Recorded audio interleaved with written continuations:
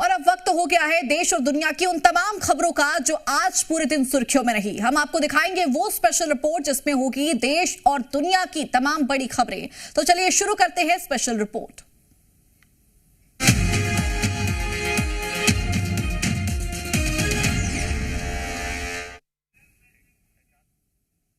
बात सबसे पहले मिडिल ईस्ट में चल रही जंग की। ईरान के नए खलीफा को लेकर अब नई जंग शुरू हो गई है, जहां ट्रंप खामेनेई के बेटे को हड़का रहे हैं, नेतन्याहू मारने की धमकी दे रहे हैं, तो वहीं पुतिन मोहतजबा के साथ खड़े हुए नजर आ रहे हैं।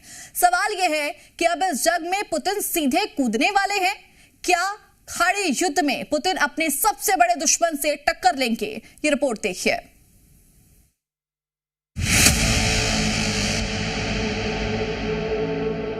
ईरान में ट्रंप ने अपना नया टारगेट चुन लिया है।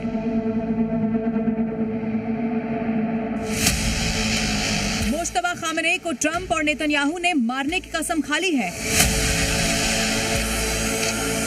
ईरान की नई लीडरशिप से ट्रंप रत्ती भर भी खुश नहीं है। Their leadership is just rapidly going. Everybody that seems to want to be a leader, they end up dead. America और इजराइल ने पहले खलीफा को मारा और अब खामेनेई के बेटे मुश्तबा खामेनेई को मारने का प्लान बना रहे हैं। जब से ईरान ने अपने नए लीडर का ऐलान किया है, तब से ट्रंप और नेतन्याहू मुश्तबा के पीछे हाथ धोकर पड़ गए हैं। ट्रंप ने अपनी प्रेस कॉन्फ्रेंस में दो टूक कहा, मुश्तबा खामेनेई को नया सर्वोच्च नेता चुने जाने के फैसले से मैं बिल्कुल खुश नहीं हूँ। मुश्तबा को नया सुप्रीम लीडर चुनकर ईरान ने बड़ी गलती कर दी है। वो भी अपने पिता की तरह पुरानी क्रूरता का सिलसिला जारी रखेंगे। दरअसल ट्रंप ईरान में अपना कठपुतली नेता लाना चाहते हैं जो उनके आदेशों का पालन कर सके, लेकिन मुश्तबा ट्रंप के इशारों पर नहीं नाचेंगे। वो ट्रंप और नेतन्याहू से अपने पिता की हत्या का बदला लेंगे। मुश्तबा ने दो टूक कहा कि ईरान के सम्मान के लिए लड़ते रहेंगे। امروز رهبری این امت بزرگ را بر عهده میگیرم تا در راه شهیدانمان گام برداریم و امت خود را از بندگی آزاد کنیم। मुश्तबा बदला लेंगे, ये उन्होंने ठान कर रखी है। लेकिन बड़ी खबर ये भी है कि इस जंग में मुश्तबा का साथ देंगे रूस के राष्ट्रपति पुतिन, और उसके पुतिन ने संकेत दे दिए हैं। मुश्तबा को लेकर मॉस्को ने जो संदेश लिखा है वो लाउड एंड क्लियर है। वो ट्रंप और नेटो देशों को ये बताने के लिए ईरान और रूस के संबंध पुराने हैं और आगे भी इसी तरह से जारी रहेंगे। अपने संदेश में पुतिन ने कहा, रूस इस्लामी गणराज्य का एक विश्वसनीय सहयोगी रहा है और रहेगा। ऐसे समय में जब ईरान सशस्त्र आक्रमण का विरोध कर रहा है, इस उच्च पद पर आपका कार्यकाल निस्संदेह महान साहस और समर्पण की मांग करेगा। मुझे विश्वास है कि आप अपने पिता के कार्यों को सम्मान पूर्वक आगे बढ़ाएंगे और ईरानी जनता को एकजुट करेंगे। पुतिन की भूमिका इस युद्ध में डायरेक्ट तो नहीं है, लेकिन इनपुट है कि रूस ईरान को इंटेलिजेंस मुहैया करवा रहा है। पर्दे के पीछे से अमेरिका के खिलाफ ईरान की मदद कर रहा है और इसकी वॉशिंगटन को भी भनक है। अमेरिकी रक्षा मंत्री हेक्सेट ने कहा कि ट्रंप सब जानते हैं। We're tracking everything. Our commanders are aware of everything. We have the best intelligence in the world. We're aware of who's talking to who, why they're talking to them, how accurate that information might be, how we factor that into our battle plans, our CENTCOM commander. रूस की तरह America के एक और दुश्मन ने भी Iran के नए लीडर को बधाई दी है। चीन ने मुश्तबा को बधाई देते हुए कहा है, ईरान की संप्रभुता और क्षेत्रीय अखंडता का सम्मान किया जाना चाहिए। ईरान में नेतृत्व परिवर्तन देश की राजनीतिक और धार्मिक संस्थाओं के अधिकार क्षेत्र में आता है और इस पर बाहरी दबाव या हस्तक्षेप नहीं होना चाहिए।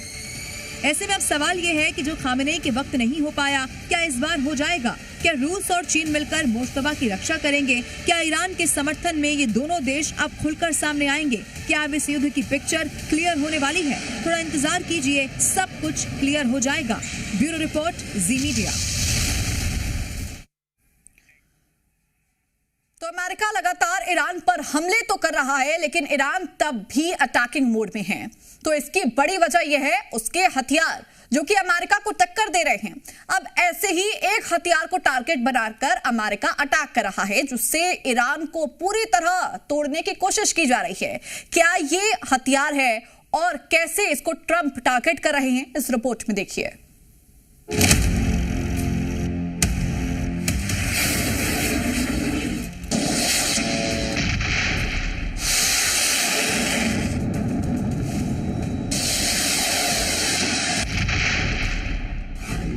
एक तरफ ईरान के सुसाइड ड्रोन है,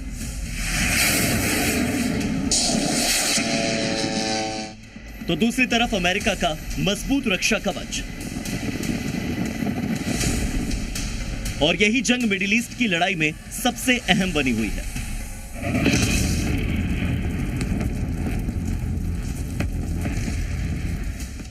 ईरान के लिए इस जंग में जो एक हथियार सबसे किफायती, सबसे मजबूत और सटीक साबित हुआ, वो है उसके drones,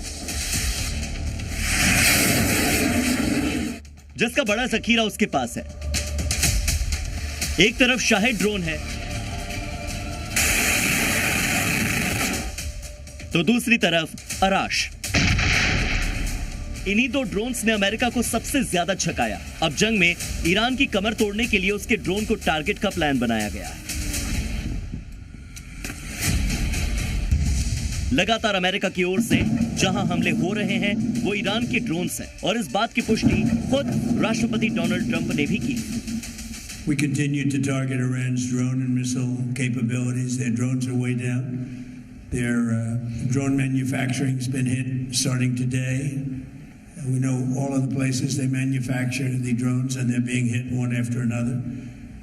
Their missile capability is down to about 10%, maybe less.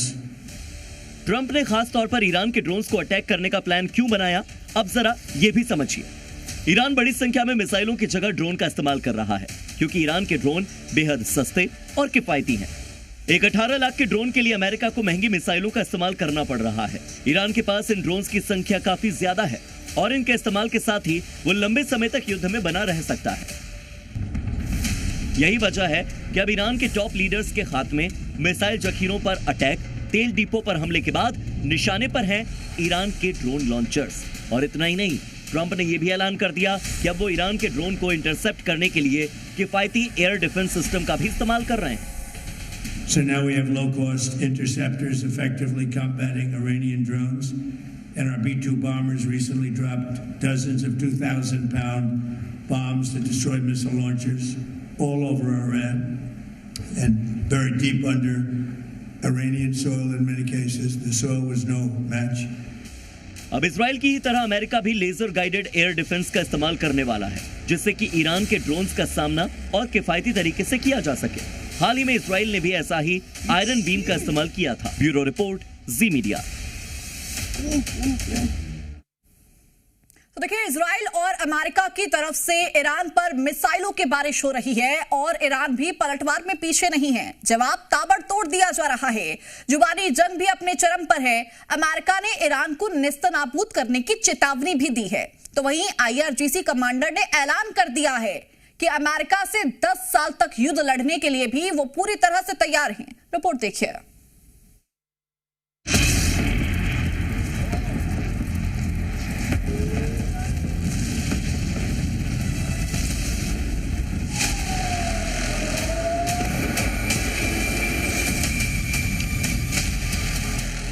Middle east की जमीन जंग की आग में जल रही है। मिसाइलें आसमान चीर रही हैं, ड्रोन हमले हो रहे हैं और सैन्य ठिकाने तबाह हो रहे हैं। तेल डिपो से आग की लपटें निकल रही हैं, और हर गुजरते दिन के साथ हालात और भी ज्यादा खतरनाक होते जा रहे हैं। जंग के 11वें दिन भी हमले थमने का नाम नहीं ले रहे। ईरान के कई तेल डिपो और सैन्य ठिकानों को लगातार निशाना बनाया जा रहा है। धमाकों से आसमान लाल हो चुका है। कई इलाकों में भारी तबाही देखने को मिली।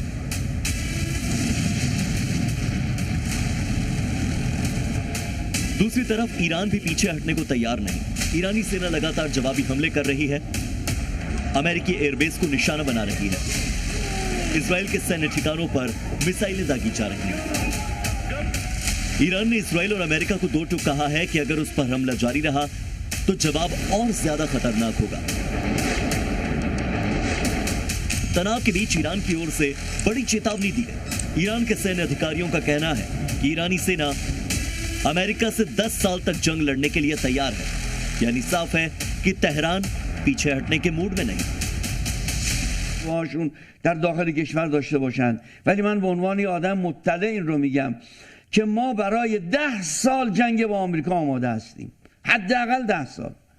همین گونه که داریم موشک‌هامون رو، پهپادهامون رو استفاده میکنیم که انبارهای ما ذخایر ما پر مملو و لبریز سرریزه و داریم استفاده میکنیم، بلافاصله داریم.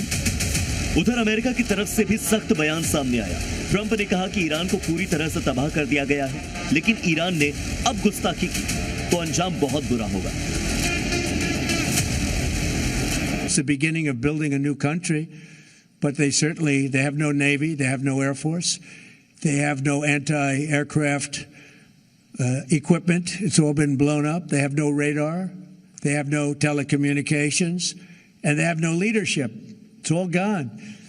So, you could look at that statement. We could call it a tremendous success right now as we leave here. I could call it, or we could go further, and we're going to go further. Trump के बयान से साफ है कि Iran के खिलाफ America रुकने वाला नहीं। ट्रंप ने ईरान पर बड़े हमले की धमकी दी है।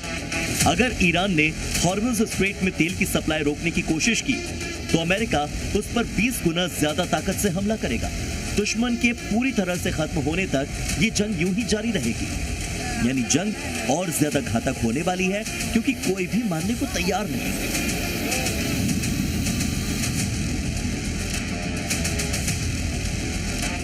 यही नहीं, डोनाल्ड ट्रंप ने कहा कि अमेरिकी सेना ने ईरान के करीब 80% मिसाइल लॉन्चर्स और ठिकानों को तबाह कर दिया है और अब ईरान के पास बहुत ही कम लॉन्चर बचे हैं।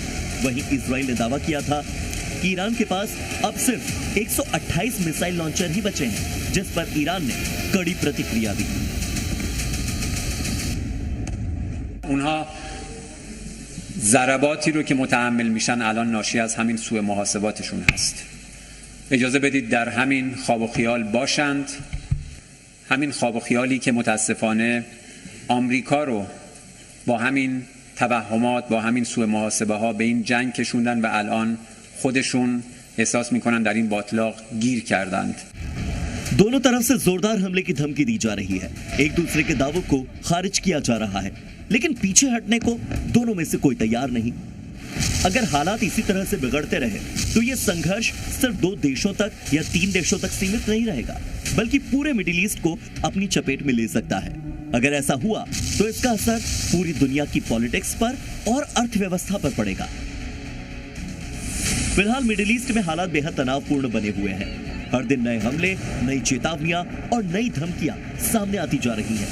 ऐसे में सबसे बड़ा सवाल यही कि क्या ये जंग जल्द खत्म होगी या फिर मिडिल ईस्ट एक लंबी और बहुत ही खतरनाक लड़ाई की तरफ आगे बढ़ रहा है।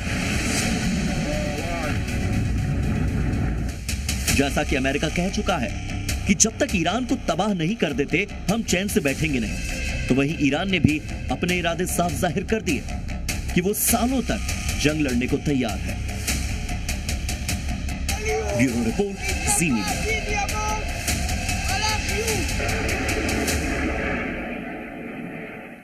तो दुनिया में तेल और गैस के संकट के ये हालात जिस युद्ध की वजह से पैदा हुए हैं वो आज 11वें दिन भी भीषण तरीके से जारी है, जिसमें अमेरिका हमले तेज कर चुका है तो वहीं ईरान भी हार मानने को तैयार नहीं है।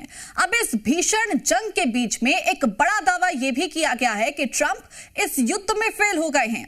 किसने किया यह बड़ा दावा और क्या ये हकीकत में सच है, इस रिपोर्ट में देखिए।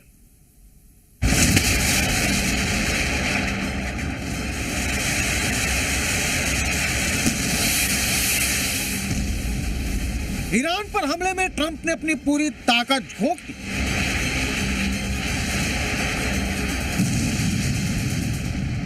बॉम्बर से लेकर वॉरशिप तक सबसे खतरनाक फाइटर जेट से हाइपरसोनिक मिसाइल तक ईरान की नेवी को बड़ा नुकसान पहुंचाया।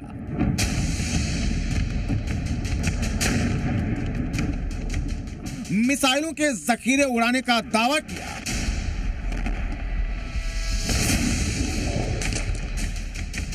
लेकिन क्या ट्रंप तब भी फेल हो गए हैं? क्या ट्रंप ईरान पर किए हमले का मकसद पूरा नहीं कर पाए? यह सवाल उठाए हैं ईरान ने, जिनका कहना है कि ट्रंप भले ही जितने दावे कर ले, लेकिन वो 10 दिन के इस युद्ध में अब तक पूरी तरह नाकाम रहे हैं। ईरान ने कहा है कि ईरान पर हमले में ट्रंप न तो सत्ता बदल पाए और न ही अभी तक ईरान को सरेंडर पर मजबूर कर पाए। यह बयान दिया है ईरान के विदेश मंत्री अब्बास अराक्ची ने, जिन्होंने ट्रंप को साफ संदेश दिए हैं कि भले ही उनके देश की ताकत पर हमला हो चुका है, लेकिन वो तब भी युद्ध में डटे हुए हैं। इतना ही नहीं, ईरान ने यह भी आरोप लगाया कि अब जबकि ट्रंप फेल होने की वजह से झल्ला चुके हैं, तभी वो रोज नया बयान दे रहे हैं और ईरान पर हमला कर रहे हैं। Well, actually, they tried to achieve some targets, some of their goals, but they failed. You know, they thought that in a matter of 2 or 3 days, they can go for a regime change, they can go for a rapid, clean victory, but they failed. हाल ही में America ने Iran पर हुए हमलों को बहुत तेजी से बढ़ाया है। यहां तक कि ईरान के बड़े तेल डिपो को भी निशाना बनाया गया है, वो भी तब जब ईरान में नया सुप्रीम लीडर चुना गया, वो भी खामनेई के बेटे को ही। ईरान इस चुनाव को ही ट्रंप के लिए बड़ी बेइज्जती के तौर पर देख रहा है। वहीं दूसरी तरफ ट्रंप है जो कि दावा कर चुके हैं कि उन्होंने ईरान को पूरी तरह से बर्बाद कर डाला है। It's the beginning of building a new country. But they have no Navy, they have no Air Force, they have no anti-aircraft equipment. It's all been blown up. They have no radar, they have no telecommunications, and they have no leadership. It's all gone. वहीं इसके अलावा Trump ने Iran पर बड़े हमले की धमकी दी। अगर ईरान ने होर्मुज स्ट्रेट में तेल की सप्लाई रोकने की कोशिश की, तो अमेरिका उस पर 20 गुना ज्यादा ताकत से हमला करेगा। दोनों तरफ से जोरदार हमले की धमकी दी जा रही है। एक दूसरे के दावों को खारिज किया जा रहा है, लेकिन कोई भी पीछे हटने को तैयार नहीं है। फिलहाल मिडिल ईस्ट में हालात बेहद तनावपूर्ण बने हुए हैं। हर दिन नए हमले, नई चेतावनियां और नई धमकियां सामने आ रही हैं। ऐसे में सबसे बड़ा सवाल यही है, आखिर इस जंग का खात्मा होगा तो कैसे होगा? ब्यूरो रिपोर्ट, जी मीडिया।